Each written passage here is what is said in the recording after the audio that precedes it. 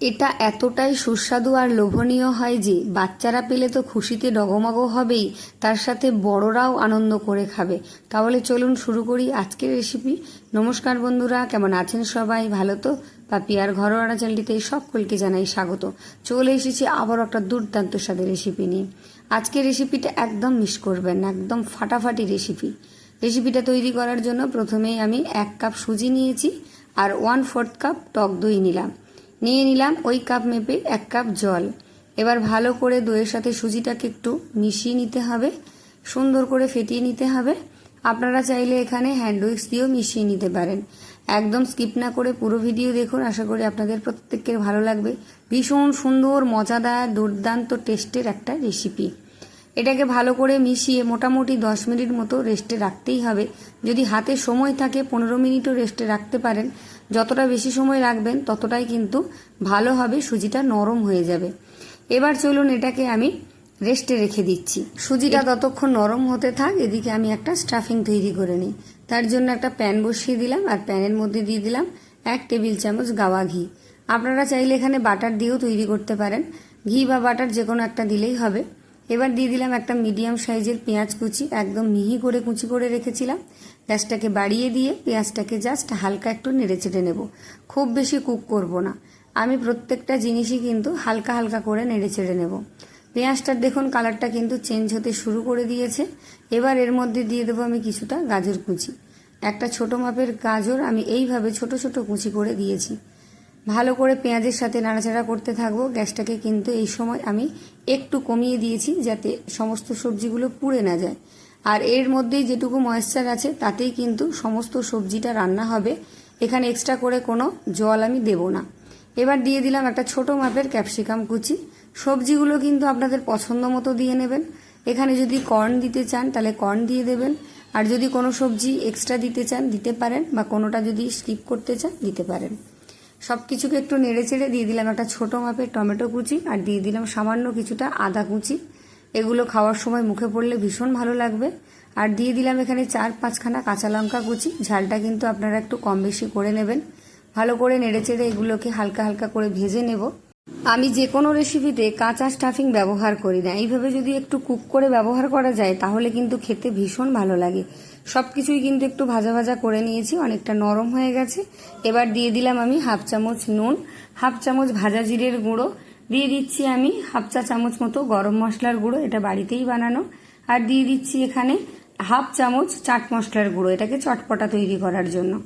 এবারে একটু নেড়ে চেড়ে নিচ্ছি। এই সময় কিন্তু গ্যাসটাকে আমি বন্ধ করে দিয়েছিলাম, কারণ মশলাগুলো দিতে দিতে সবজিগুলো যাতে পুড়ে না যায়। এবার গ্যাসটাকে জ্বালিয়ে লোতে করে দিয়েছি। সবজিগুলোর সাথে মশলাটাকে হালকা করে একটু নেড়ে চেড়ে নিচ্ছি। দেখুন সবজিটা কিন্তু অনেকটাই নরম হয়ে গেছে। এবার দিয়ে দিলাম আমি 1/2 চামচ জিরের গুঁড়ো, এটা কাঁচা জিরের গুঁড়ো। আবারও একটু সবজিটাকে নেড়ে চেড়ে নিলাম। এবার এর মধ্যে দিয়ে দেব আমি একটা ডিম। ডিমটা দেবেন, দিলে ভীষণ ভালো লাগবে খেতে।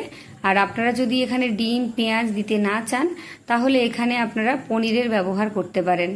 ডিমের ওপর সামান্য একটু নুন দিয়ে দিলাম, দিয়ে ভালো করে সবজির সাথে নেড়ে চেড়ে নেব। এতে করে ডিমটাও ভাজা হয়ে যাবে, সবজিটাও নরম হয়ে যাবে, আর বেশ একটু টাইট টাইট ভাব হবে, মানে একদম ঝরঝরে হবে না। স্টাফিংটা ব্যবহার করতে ভীষণ ভালো হবে। সব কিছুকে ভালো করে ভেজে কষিয়ে নিয়েছি। দেখুন সবজি অনেক নরম হয়ে গেছে। এবার দিয়ে দিচ্ছি আমি কিছুটা সেদ্ধ করা আলু। এটা একটা গোটা আলুর অর্ধেকের অর্ধেক হাত দিয়ে এইভাবে একটু ম্যাশ করে দিয়ে দিলাম। এটা বাইন্ডিং এর জন্য দিলাম, বেশ কাদা কাদা হবে যাতে পুরটা দিতে সুবিধে হয়। ভালো করে একটু এইভাবে স্প্যাচুলা দিয়ে নেড়ে চেড়ে নিচ্ছি, ভালো করে একটু মিশিয়ে নিতে হবে। এবার এর উপরে দিয়ে দেবো আমি বেশ কিছুটা ধনেপাতা কুচি। এবার নেড়ে চেড়ে আমি গ্যাসটা বন্ধ করে এটাকে নামিয়ে নেব। স্টাফিংটা কিন্তু একদম রেডি হয়ে গেছে। আপনারা চাইলে এখানে চিজ বা মেয়োনিজ দিয়ে দিতে পারেন। এবার এটাকে আমি নামিয়ে ঠান্ডা করে নেব। এদিকে দেখুন সুজিটা আমি নিয়ে নিয়েছি, ঢাকাটা খুলে নিয়েছি, অনেকটাই নরম হয়ে গেছে। দেখিয়ে দিচ্ছি, দেখুন একটু নেড়ে চেড়ে নিচ্ছি। অনেকটা শক্ত হয়ে গেছে, মানে জলটা টেনে নিয়েছে, নিয়ে সুজিটা নরম হয়ে গেছে। এবার এটাকে পেস্ট করে নেওয়ার জন্য নিয়ে নিয়েছি একটা মিক্সির বাটি। সমস্ত সুজিটাকে আমি মিক্সির বাটির মধ্যে দিয়ে দিচ্ছি। অবশ্যই কিন্তু এটাকে পেস্ট করতে হবে, তবেই একটা ফাইন ব্যাটার তৈরি হবে। এবার ঢাকা দিয়ে মোটামুটি আমি 30 থেকে 40 সেকেন্ড মতন ঘুরিয়ে পেস্ট করে নিয়েছি। দেখুন এর মধ্যে কিন্তু আর জল দিইনি, আপনা থেকেই কিন্তু এটা পাতলা হয়ে গেছে পেস্ট হয়ে, আর মিহি পেস্ট তৈরি হয়ে গেছে। এবার একটা বাটির মধ্যে আমি সমস্ত পেস্টটাই নিয়ে নিচ্ছি। এটা খুব ঝটপট তৈরি হয়, খেতেও ভীষণ ভালো লাগে, বাচ্চা বড় সকলকে আপনারা বানিয়ে খাওয়াতে পারেন। এবার মিক্সির বাটির মধ্যে 1 কাপ পরিমাণ জল নিয়ে সমস্তটাই ব্যাটারের মধ্যে দিয়ে দিলাম সামান্য পরিমাণ নুন স্বাদের ব্যালেন্সের জন্য। এবার ভালো করে এটাকে মিশিয়ে নিতে হবে। যারা ভিডিও দেখা শুরু করেছেন অথচ একটা লাইক করতে ভুলে গেছেন, অবশ্যই একটা লাইক করে দিন। লাইক দেওয়া হয়ে গেলে একটা হাইপ করে পয়েন্ট বাড়িয়ে দিন। যারা ইউটিউব থেকে দেখছেন, যদি নতুন হয়ে থাকেন তাহলে চ্যানেলটা সাবস্ক্রাইব করে পাশে থাকা বেল আইকনটি প্রেস করে অল করে রাখুন। দেখুন একটা ঘন ব্যাটার কিন্তু তৈরি হয়ে গেছে। খুব বেশি পাতলাও হবে না, খুব বেশি ঘনও হবে না। নিশ্চয়ই ঘনত্বটা আপনারা বুঝতে পেরেছেন, আর ঠিক দুধের মতো হয়েছে দেখুন। এবার চলুন এটাকে আমি তৈরি করে নিই। তার জন্য প্যানে আমি দিয়ে দিয়েছি একদম সামান্য পরিমাণ সাদা তেল। এখানে খুব বেশি কিন্তু তেলের প্রয়োজন নেই। তেলটা প্যানের চারিদিকে ভালো করে একটু বুলিয়ে নিলাম আর হালকা করে গরম করে নিয়েছি। দেখুন একদম হালকা আঁচে রাখতে হবে। এবার ব্যাটারটা ভালো করে নেড়ে চেড়ে নিয়েছি। যে হাতার মাপই নেন না কেন 1 হাতা করে নিয়ে এইভাবে একটু ছড়িয়ে দেবেন। মাঝখানটা প্রথমে দেবেন না, প্রথমে চারিদিকটা দেবেন, তারপরে এইভাবে একটু প্যানটা ঘুরিয়ে নিলেই হয়ে যাবে। দেখুন কয়েক সেকেন্ডের মধ্যেই কিন্তু ওপরটা ড্রাই হতে শুরু করে দিয়েছে। এগুলো তৈরি করতে কিন্তু খুব বেশি সময় লাগে না, খুব তাড়াতাড়ি হয়ে যায়। দেখুন একটা কিন্তু রেডি হয়ে গেছে, আমি তুলে নিচ্ছি। আর কতটা পাতলা হয়েছে দেখুন, এক পিঠ থেকে অন্য পিঠ দেখা যাচ্ছে। এবার যে প্লেটটাতে আমি রাখবো সেই প্লেটটাতে একটু অয়েল ব্রাশ করে নিচ্ছি, না হলে কিন্তু এটা আটকে যেতে পারে। ভীষণ নরম আর পাতলা হয়েছে। এবার এর উপরে একটু অয়েল ব্রাশ করে নেব, যাতে এর উপরে যখন আরেকটা আমি শীট বা রুটি রাখবো তখন যাতে একটার সাথে একটা না আটকে যায়। আবারও আমি ব্যাটারটা গুলিয়ে একটা একটা করে তৈরি করে নিচ্ছি। দেখুন কতটা ঝটপট তৈরি হবে আর কতটা পাতলা নরমভাবে তৈরি হয়ে যাচ্ছে। এইভাবে কিন্তু আপনারা ব্রেকফাস্টে তৈরি করে খেতে পারেন, যখন খুশি বানিয়ে নিতে পারেন, খুব ঝটপট তৈরি হয়ে যাবে। যারা ফেসবুক থেকে দেখছেন, যদি ভালো লাগে তাহলে পেজটা ফলো দিয়ে রাখবেন, একটা লাইক করে কমেন্ট করে জানিয়ে যাবেন কেমন লাগলো। আর আপনারা কে কোথা থেকে ভিডিওটা দেখছেন অবশ্যই কিন্তু জানিয়ে যাবেন, তাহলে আপনাদের প্রত্যেককে আমি ধন্যবাদ জানাতে পারবো। আমার ভিডিও কিন্তু অনেকে বাংলাদেশ থেকে, অনেকে বিদেশ থেকেও দেখছেন, তাদেরকে অসংখ্য অসংখ্য ধন্যবাদ। দেখুন এইভাবে আমি একটা একটা করে শীট তৈরি করে নিচ্ছি। এটা কিন্তু যারা আটা ময়দা খেতে পছন্দ করে না তাদের জন্য ভীষণ উপকারী হেলদি একটা রেসিপি। এইভাবে বাড়িতে বানিয়ে আপনারা খেতে পারেন। এইভাবে একটা একটা করে কিন্তু অনেকগুলো রুটি আমার তৈরি হয়ে গেছে। দেখুন প্রায় 6খানা মতো রুটি এখানে আমি তৈরি করে নিয়েছি। ভীষণ নরম হয়েছে, নরম তুলতুলে আর একদম পাতলা। এবার একটা রুটি আমি নিয়ে নিলাম, এর মাঝখানে দিয়ে দেব আমি যে স্টাফিংটা তৈরি করে রেখেছি। একটু বেশি করেই দেব, আপনারা আপনাদের পরিমাণ মতো দিয়ে নেবেন। দিয়ে ভালো করে মাঝখানটায় দিয়ে এইভাবে একটু ভাঁজ দিয়ে নেবেন। এইভাবে ভাঁজ দিয়ে নিলে যেহেতু নরম আর পাতলা, তাই একটার সাথে একটা কিন্তু আটকে যাবে, খুলে যাওয়ার চান্স একদমই থাকবে না। দেখুন একখানা রেডি হয়ে গেছে, কতটা ঝটপট তৈরি করে আমি দেখিয়ে দিলাম। দেখুন আবারও আমি এইভাবে আরেকটা দেখিয়ে দিচ্ছি, আর এইভাবে সবকটা কিন্তু আমি তৈরি করে নিচ্ছি।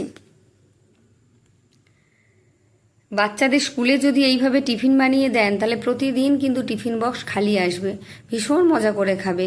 আর বড়দের তো ভীষণ ভালো লাগবে, যাদের বয়স হয়ে গেছে, যাদের দাঁত নেই, তারাও কিন্তু ভীষণ সুন্দর মজা করে খাবে। আজকের রেসিপি যদি আপনাদের ভালো লাগে তাহলে অবশ্যই সবার মধ্যে একটু শেয়ার করে দেবেন, চ্যানেলটা সাবস্ক্রাইব করবেন, কমেন্ট করে জানিয়ে যাবেন। সবার মধ্যে শেয়ার করলে কি হয়, তাহলে আত্মীয় বন্ধুবান্ধব পরিজন, তাহলে সবাই এইরকম সুন্দর সুন্দর রেসিপি বানিয়ে নিজেরাও খেতে পারবে, সবাইকে খাওয়াতেও পারবে।